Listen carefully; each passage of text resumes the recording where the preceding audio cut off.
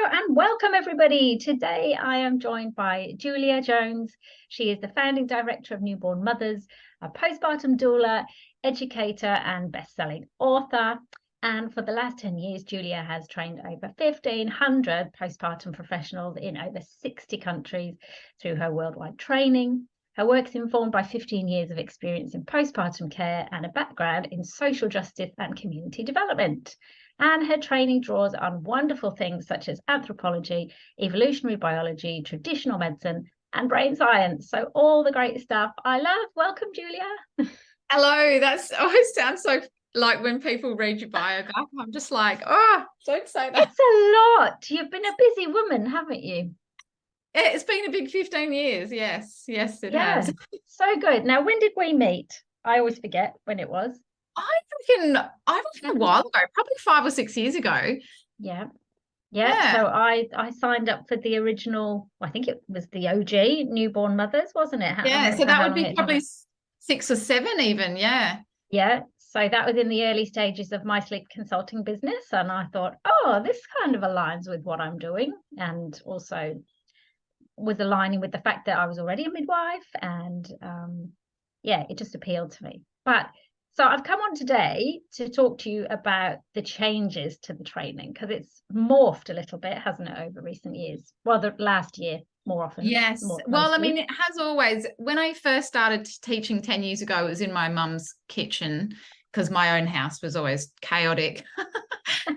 And we taught in real life. And then I think about 7 years ago, we put it online. And then it's been updated every couple of years. But then this year's been the really big update and a huge change. And so, yeah, that's what we're here to talk about.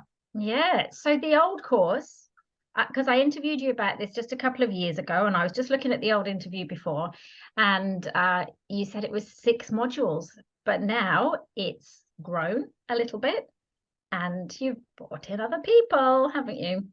Yes, because originally my idea was we would have the 6 modules on postpartum and then we'd have extra training that people could do in areas like sleep, breastfeeding and mental health.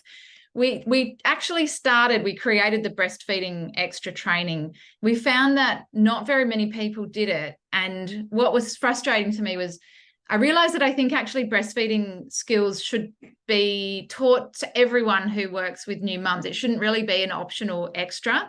And I know already in the industry, even midwives get very little breastfeeding training. GPs certainly get hardly any breastfeeding training, pediatricians, so there's so much misunderstanding and misinformation that I didn't really want to be contributing to that. I realized that actually all of it needs to come in together. So we've relaunched the course with the breastfeeding modules included, as well as the sleep modules, which Katie, you have helped us to create, as well as a mental health module. And one of the other reasons that we wanted to do it, partly, I think all of that should be essential basic knowledge for anyone who works with new families, but also because then you can put the pieces together. You can say, is this really a sleep problem or is it a mental health problem? Is this really a breastfeeding problem or does this mum just need more help? So when you only have the siloed knowledge and no one kind of has any continuity of care and doesn't have all of the different perspectives, it's too easy for mums to be referred to the wrong place or given the wrong information, and for problems to be misunderstood and misidentified, and then we don't solve them. Mm-hmm. Yeah, definitely. Wow. So it's just a brilliant kind of merging of all of those areas of expertise, isn't it? Just to make sure that the professionals that you're training have got insider knowledge from people who align with your philosophies as well. Yeah, that's right. Because I couldn't teach it all. I mean, that's why I didn't originally include it in my training 10 years ago, because I don't really have expertise in areas like breastfeeding and sleep and mental health. So that's why I brought people like you as a midwife and a sleep consultant. We have a social worker who teaches the mental health module and a breastfeeding educator who teaches the breastfeeding information. And that way we can provide this really holistic and comprehensive. Yeah. So it's probably been quite a learning curve for you as well, just over the last 12 months, hasn't it? Being bombarded with all this information from other health professionals. Absolutely. And Katie, there's often questions that come up that I'm like, I can't answer that, but we'll ask Katie on her call next week.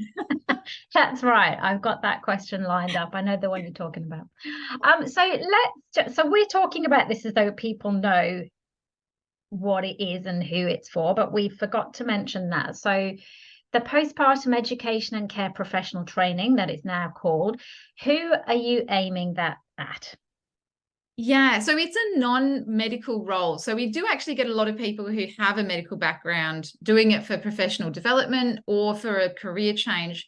But the majority of our students have not worked in this area before. And that's a common thing that we hear. They're like, I used to be an accountant. Like, can I do this?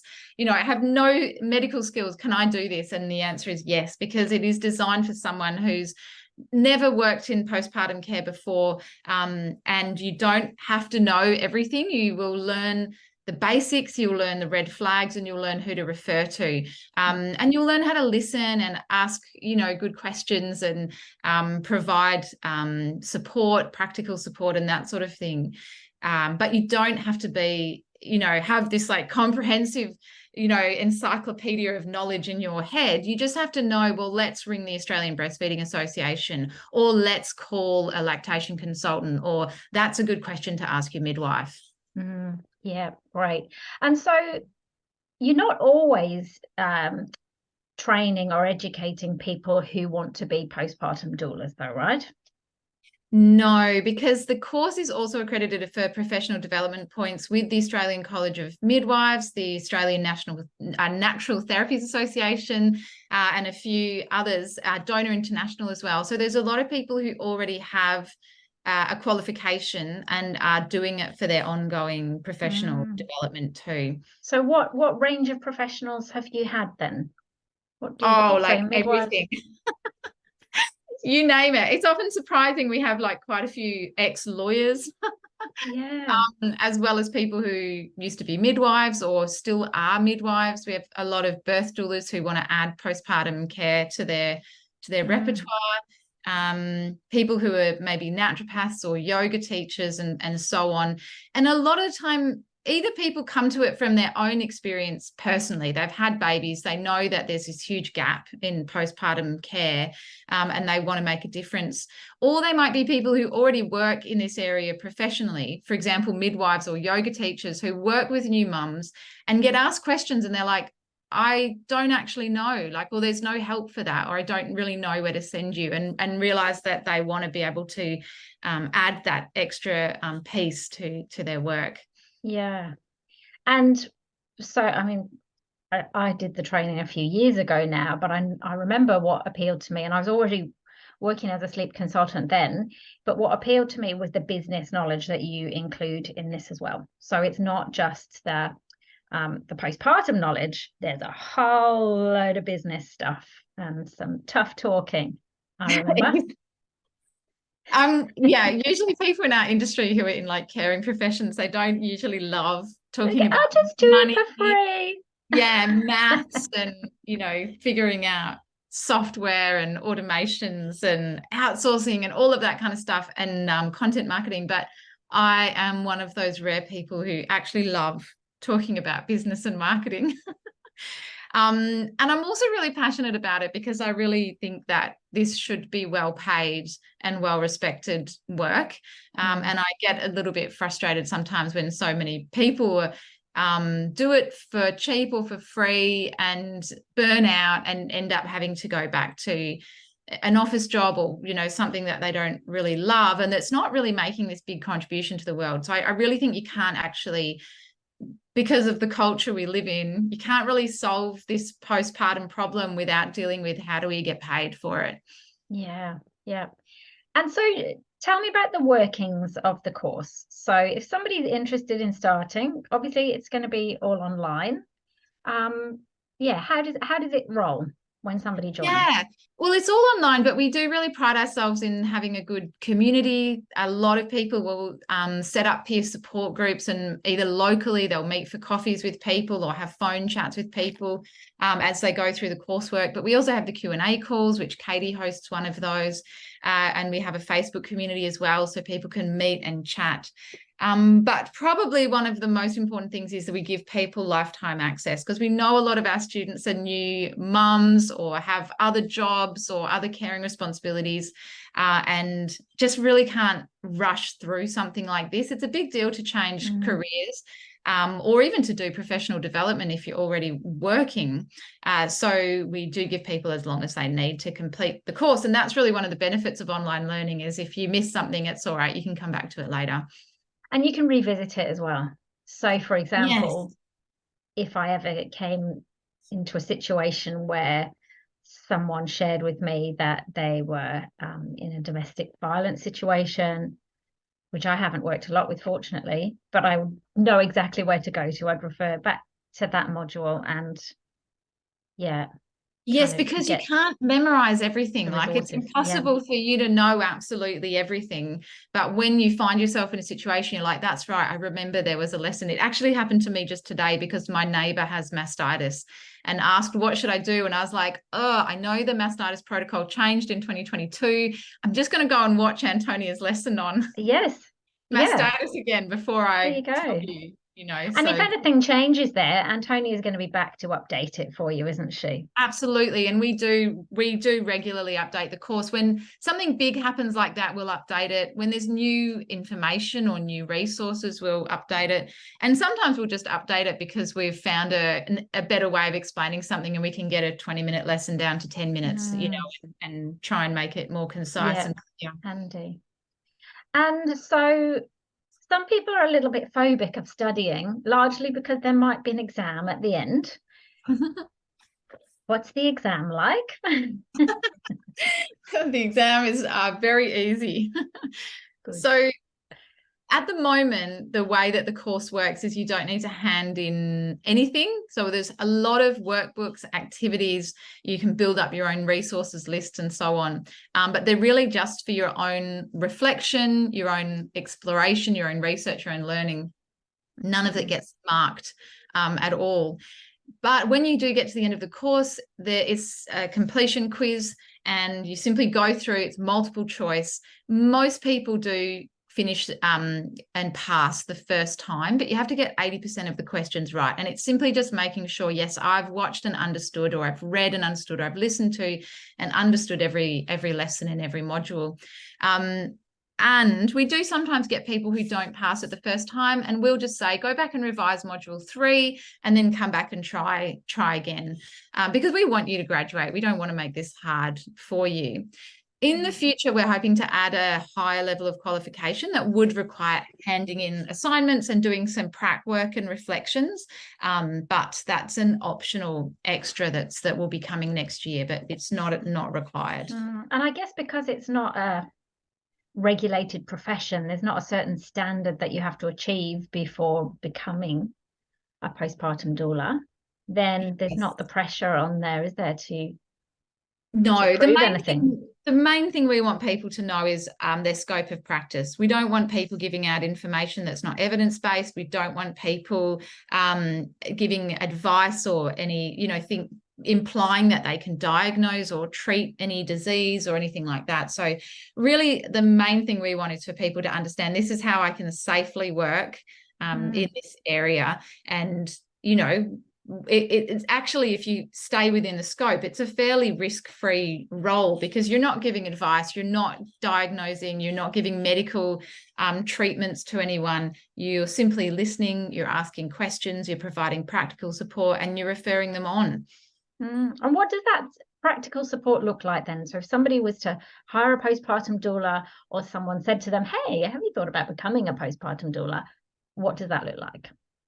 Yeah, it's really different. This is another reason why we don't have like a huge assessment process, because some people will really focus on one area and other people won't want to do it at all. So cooking is like what people classically think of as postpartum care. A lot of our students love cooking. They do it at every visit. They have beautiful menus and, really comprehensive recipes and all of this kind of thing. Some of them have published their own recipe books. And then others are like, oh, don't make me cook because I'll burn it and, I'll ruin it and I'll probably poison them.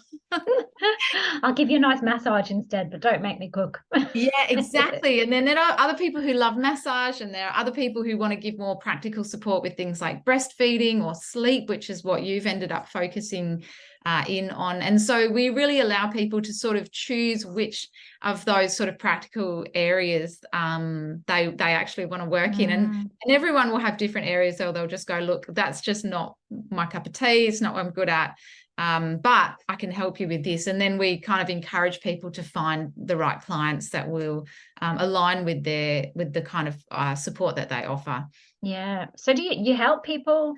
Do you point clients in the direction of, like, is there a database that you've got on your website of professionals? Yes. And yeah. It's just been updated, and it's been offline for a long time, but it will be up again in just the next few weeks. So there's a directory at newbornmothers.com/directory, and people can look for support in different areas. So they say, I want someone who does massage in Melbourne, and they can find the right postpartum professional for them. Amazing. So where do we find you? Where, because you've got podcasts, you've got webinars. Tell us all the things.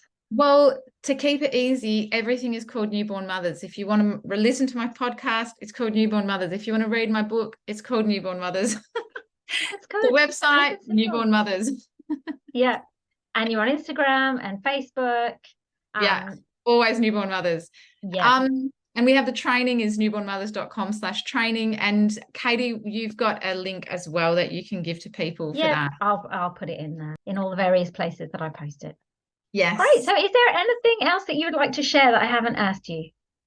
Not really. I guess just if people are interested in doing this, go and ask Katie some questions, because I think it really often helps, or me, but if you've already know Katie, it's kind of nice to chat to someone who you already have a relationship. I'm thinking about doing this. Do you think it would be a good fit for me? I'm not sure about this bit. So don't hesitate to reach out to either of us if you do have thoughts about whether this might be the right direction for you or not. And when is the next live? Because this is available all year round, isn't it? But there's another live. There's 2 live rounds a year, isn't there? Have I got that? This year we're actually doing 3, which is unusual. We usually do 2. So we're just about to do the last live intake, which is open now until the 13th of September. And we'll just be able to squeeze that in before Christmas.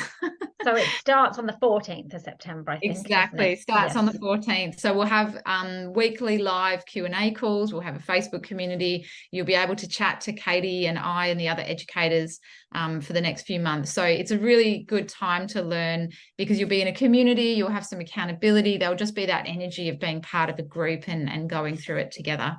Yeah, and having done it, I used to remember those weekly chats. I used to love them, getting together and hearing what other people are doing, and either, joining them in my struggles and in getting to grips with email lists and confusing stuff like that, and feeling like, oh good, I'm not the only one, which is great, because when you're on the other side of the computer and all you've got is the information and you haven't got that human interaction, you just think, well, obviously I'm just rubbish at this, I don't get this. But having that opportunity to ask the questions and see other people going through it is so valuable. I think so. It's kind of like motherhood, isn't it? You kind of like spend half the time going, am I the only one who's finding this hard? And then connecting with other people makes you realize, oh no, this is actually hard. It's okay for this to take some time to learn. Yeah. Great. Well, thank you from all of us, Julia. You are doing amazing work. And I look forward to chatting again soon. No worries, Katie. Thank you. See you next time. Bye.